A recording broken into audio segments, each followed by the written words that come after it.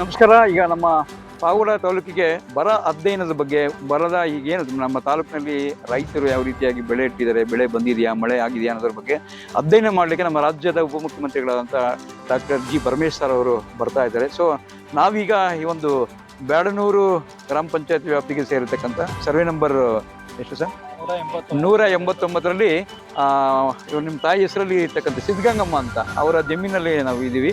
ಸಂಪೂರ್ಣ ಈಗ ನಾವು ನೋಡಿದಂಥ ಪರಿಸ್ಥಿತಿಯಲ್ಲಿ ಬೆಳೆ ಕಡಲೆಕಾಯಿ ಬೆಳೆ ಆಗೇ ಇಲ್ಲ. ನಾವು ಅವರನ್ನು ಮಾತಾಡಿಸ್ಲಿಕ್ಕೆ ನಾವೀಗ ಹೋಗ್ತಾ ಇದ್ವಿ.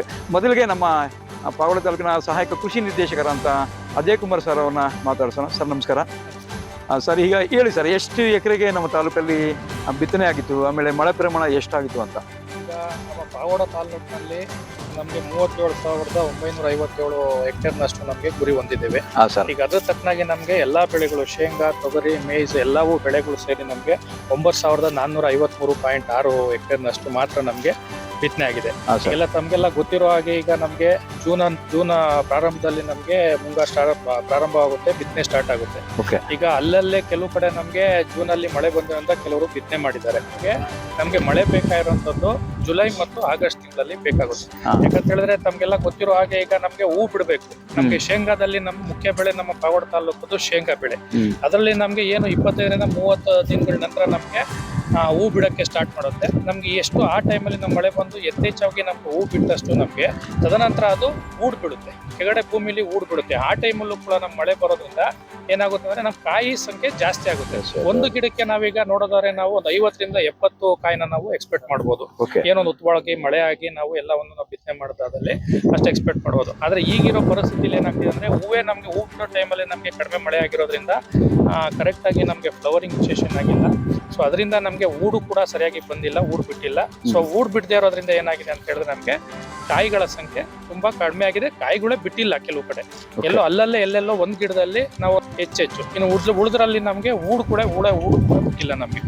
ಇದೇ ರೀತಿ ಈಗ ಮುಂದಿನ ಪರಿಸ್ಥಿತಿ ಇಲ್ಲ, ಮಳೆ ಬಂದ್ರು ಕೂಡ ಮುಂದಿನ ತಿಂಗಳಲ್ಲಿ ಮಳೆ ಬಂದ್ರು ಕೂಡ ನಮ್ಗೆ ಏನ್ ವೆಜಿಟೇಟಿವ್ ಗ್ರೋತ್ ಆಗುತ್ತೆ ಅಷ್ಟೇ ಬಿಟ್ರೆ ರಿಪ್ರೊಡಕ್ಟಿವ್ ಗ್ರೋತ್ ಏನ್ ನಮ್ಗೆ ಪಾರ್ಟ್ ಫಾರ್ಮೇಶನ್ ಆಗಿರೋ ಕಾಯಿ ಕಟ್ಟುವಂಥದ್ದು ಆಗಲ್ಲ. ಸೊ ಆದ್ರಿಂದ ಈಗ ರೈತರಿಗೆ ಅದರಲ್ಲಿ ಅವರು ಇಳುವರಿನ ನೋಡ್ಲಿಕ್ಕೆ ಆಗಲ್ಲ. ಇರೋದ್ನ ಅವರು ಮೇವ್ಗೆ ಇದು ಮಾಡ್ಕೋಬೇಕಷ್ಟೇ. ಸರ್ ಒಟ್ಟಿಗೆ ನಿಮ್ಮ ಪ್ರಕಾರ ಈಗ ಈ ಬಾರಿ ಮಳೆ ಕೈ ಕೊಟ್ಟಿರೋದ್ರಿಂದ ಸಂಪೂರ್ಣ ನಮ್ಮ ತಾಲೂಕಿನಲ್ಲಿ ಏನು ಬಿತ್ತನೆ ಮಾಡಿದ್ರೆ ಎಲ್ಲ ಬೆಳೆ ನೆಲೆ ಕಚ್ಚಿದೆ ಅಂತ ನಿಮ್ಮ ಪ್ರಕಾರ ಒಂದು ವರದಿಯನ್ನ ಸರ್ಕಾರಕ್ಕೆ ಸಲ್ಲಿಸ್ತೀವಿ. ಈಗ ನಾವು ಮುಂಬರೋ ದಿನಗಳಲ್ಲಿ ಏನ್ ಮಳೆ ಬರ್ತಾ ನೋಡ್ಬೇಕಾದ್ರೆ ಈಗಿರೋ ಪರಿಸ್ಥಿತಿಲಿ ನಮ್ಗೆ ಈಗೇನು ನಮ್ಗೆ ಕರೆಕ್ಟ್ ಆಗಿ ನಮ್ಗೆ ಇಳುವರಿ ನಮ್ಗೆ ಇಷ್ಟು ಎಕ್ಸ್ಪೆಕ್ಟ್ ಮಾಡಕ್ ಆಗಲ್ಲ ಪ್ರೆಸೆನ್ಸ್ ಅಲ್ಲಿ. Okay, yes. ಈಗ ನಮ್ಮ ರೈತರಿದ್ದಾರೆ, ಅವ್ರ ಪುತ್ರ ಇದ್ದಾರೆ, ಏನೆಷ್ಟು ಬಲ್ಕಾರ ಸರ್ ಹೇಳಿ, ಎಷ್ಟು ಎಕರೆ ಇದೆ, ಎಷ್ಟು ಬಿತ್ತನೆ ಮಾಡಿದ್ರಿ, ನಿಮ್ಗೆಲ್ಲ ಎಷ್ಟು ಖರ್ಚಾಗಿದೆ ಅಂತ? 4 ಎಕರೆ 20 ಗುಂಟೆ.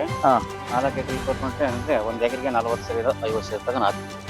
ಅಲ್ಲಿಗೆ 2 ಮೂಟೆ 20 ಸೇರಿ ಬೀಜ ಹಾಕಿರ್ತೀವಿ. ಅದಾದ್ರೆ ಒಂದು 150 ಚೀಲ ಕಡಲೆಕಾಯಿ ಆಗ್ಬೇಕು. ಇವತ್ತು ಪರಿಸ್ಥಿತಿ ನೋಡಿದ್ರೆ 10 ಮೂಟೆ ಕೂಡ ಆಗೋ ಪರಿಸ್ಥಿತಿ ಕಾಣ್ತಾ ಇಲ್ಲ. ಏನೇನು ಆಗೋದಿಲ್ಲ. ಅಲ್ಲ ಈಗ ಇಷ್ಟಕ್ಕೆ ಎಷ್ಟು ಖರ್ಚು ಮಾಡಿದೀರಂತ ಈಗ ಬಿತ್ತನೆಗೆ? ಒಂದು ಎಕರೆ ಅಂದ್ರೆ ಒಂದು 35-40 ಸಾವಿರ ಖರ್ಚು ಮಾಡಿದೀರಾ? ಎಷ್ಟು ಎಕರೆಗೆ ಹಾಕಿರೋದು ನೀವು? 4 ಎಕರೆಗೆ. ಅಲ್ಲಿಗೆ ಹತ್ತತ್ರ ನೀವು 1.5ರಿಂದ 2 ಲಕ್ಷ ಖರ್ಚು ಮಾಡಿದೀರಾ ಅಲ್ವಾ? ಏನು ಬರಲ್ಲ ಹಂಗಾದ್ರೆ ರಿಟರ್ನ್? ಇಲ್ಲ, ಇದು ಯಾಕೆ ಕೂಡ ಆಗ್ತದೆ. ಓಕೆ, ಸರಿ. ಸರ್ಕಾರಕ್ಕೆ ಈಗ ಒತ್ತಾಯ ಏನ್ ಮಾಡ್ತೀರಾ? ಈಗ ಪರಮೇಶ್ವರ್ ಸಾಹೇಬ್ರು ಬರ್ತಾವ್ರಲ್ಲ, ಏನ್ ಹೇಳ್ತೀರಾ? ನಷ್ಟ ಪರಿಹಾರ ಕೂಡ ಅಂತ ಮಾಡ್ತೀವಿ ಸರ್. ಹೇಳ್ತೀರಾ? Okay, right.